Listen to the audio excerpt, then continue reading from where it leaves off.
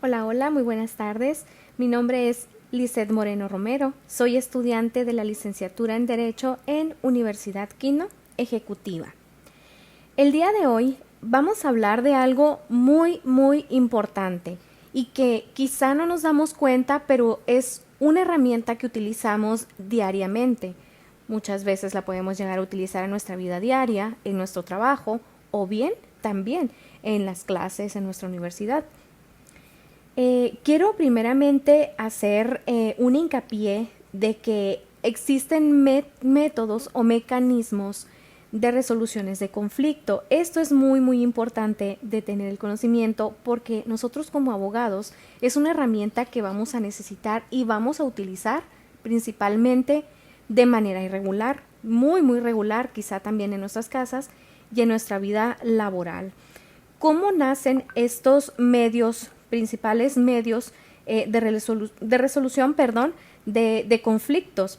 Bueno, pues como ya lo hemos visto anteriormente, un conflicto puede ser ya sea un conflicto jurídico o un conflicto que no necesariamente se vea impactado jurídicamente, pero que bien es un desacuerdo entre las partes sobre un derecho o bien una situación legal.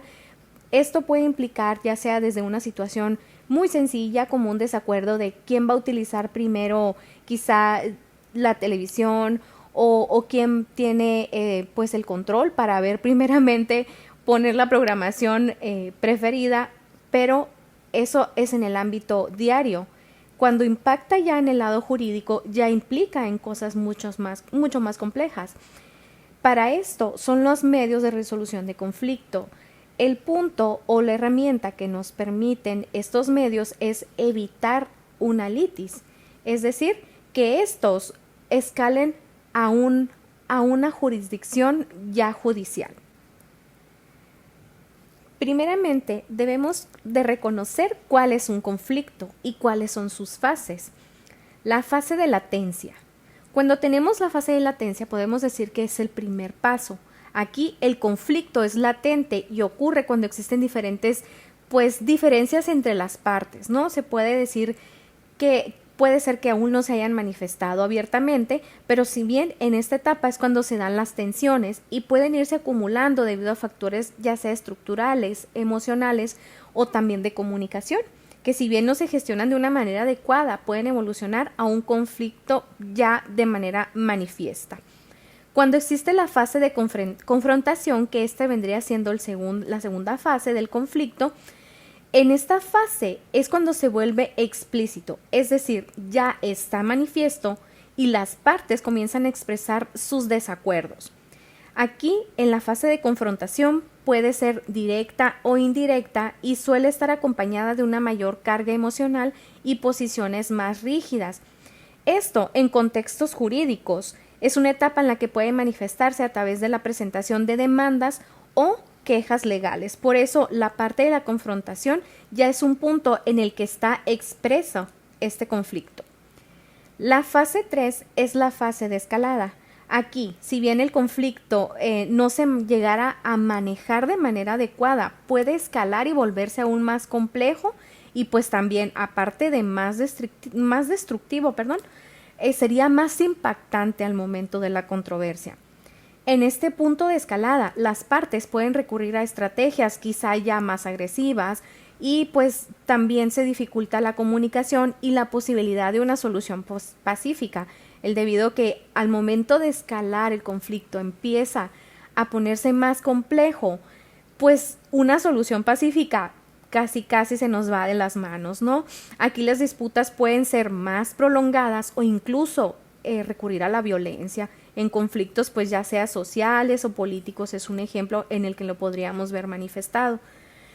La fase 4, aquí es la fase de estancamiento o punto álgido.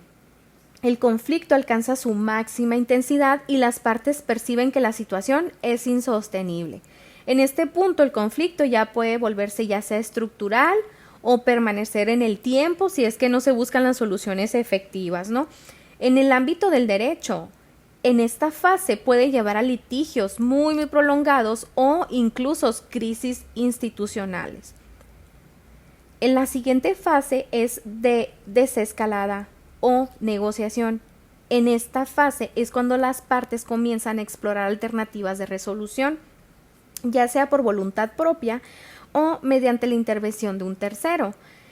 Aquí los mecanismos como la negociación, mediación o arbitraje juegan un papel clave en la reducción de tensiones y la búsqueda de acuerdos. En este punto de desescalada o de negociación es cuando ya empezamos a utilizar las herramientas de mediación y negociación. La siguiente fase es la de resolución del conflicto. Aquí el conflicto se resuelve mediante un acuerdo mutuo, ya sea una sentencia judicial o una decisión externa. Aquí la calidad de la resolución depende de la cooperación de las partes y de la efectividad del mecanismo utilizado. La fase del posconflicto y seguimiento es después de la resolución. Aquí es fundamental implementar mecanismos de seguimiento para evitar la reaparición del conflicto que tenemos en solución. Y si nos vamos al derecho, esto puede incluir la supervisión del cumplimiento de acuerdos o bien de sentencias. Ahora bien, ya que conocemos las fases del conflicto y que ubicamos cada una de las partes y que conocemos que existen también los mecanismos de negociación y mediación, vamos a hacer un breve repaso en el que vamos a conocer cuáles son los medios alternativos de solución de conflictos. Estos son los que podemos encontrar, ya sea mecanismos legales y voluntarios que permiten resolver disputas sin tener que acudir a un juicio tradicional. Estos métodos son incorporados en el sistema judicial jurídico mexicano con el objetivo de agilizar la justicia, reducir la carga de los tribunales y fomentar la cultura del diálogo y la paz. Los principales tipos de MASC son la mediación, que es un proceso en el que un tercero neutral, llamado mediador, ayuda a las partes a comunicarse y a negociar para alcanzar un acuerdo. El mediador no impone soluciones, su papel es facilitar el diálogo. Es voluntario, confidencial y busca que las partes construyan juntas la solución.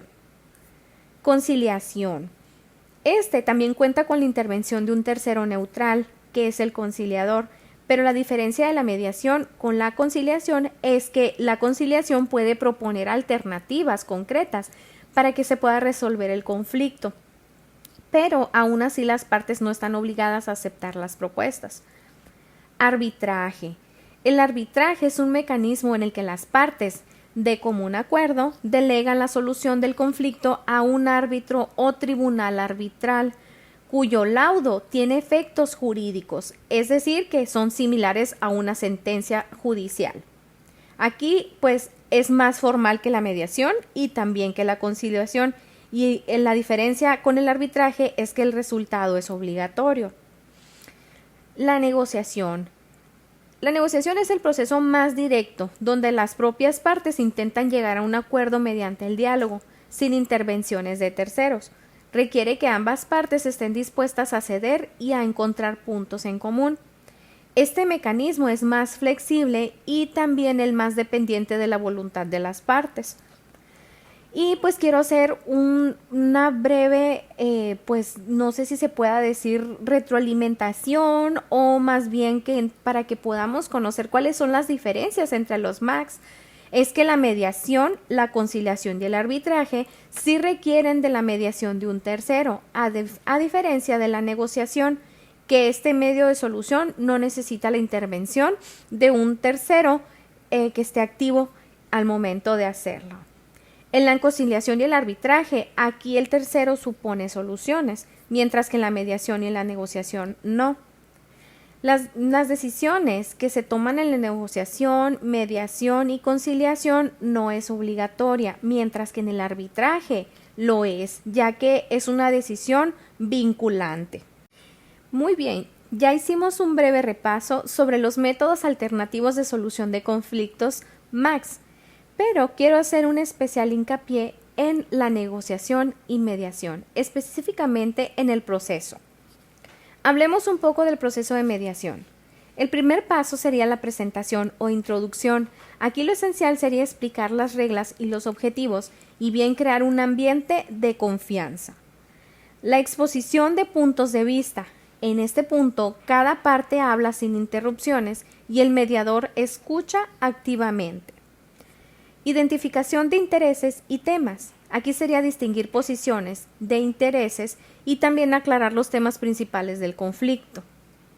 Generación de opciones. Sería buscar soluciones creativas, valorar las propuestas viables para ambas partes. Y finalmente, el cierre, acuerdo o cierre. Aquí sería de redactar los acuerdos logrados y también planificar cómo es que se cumplirán para llegar a un proceso o finalizar el proceso de mediación. Bien, ahora repasemos cuál es el proceso de negociación.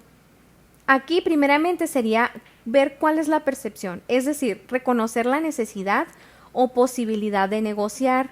Aquí sería entender los intereses de ambas partes. En el siguiente punto sería la discrepancia, sería detectar las diferencias de intereses, ya sean necesidades o puntos de vista, sería detectar en qué están difiriendo las partes y también identificar los temas de discusión. El siguiente punto sería el conflicto. Aquí ya aparecen las tensiones y los desacuerdos. Aquí sería importante comprender que es normal que debe manejarse una comunicación efectiva. Lo correcto es siempre estar siendo efectivos en nuestra comunicación para lograr o enfocarnos, encaminarnos a lo que queremos lograr. En el siguiente punto son las concesiones. Aquí cada parte cede en algunos puntos para acercarse. Como dicen, a veces hay que ceder para ganar, ¿verdad? En este punto, las partes, pues cada parte cede para buscar un equilibrio y para recibir también algo a cambio.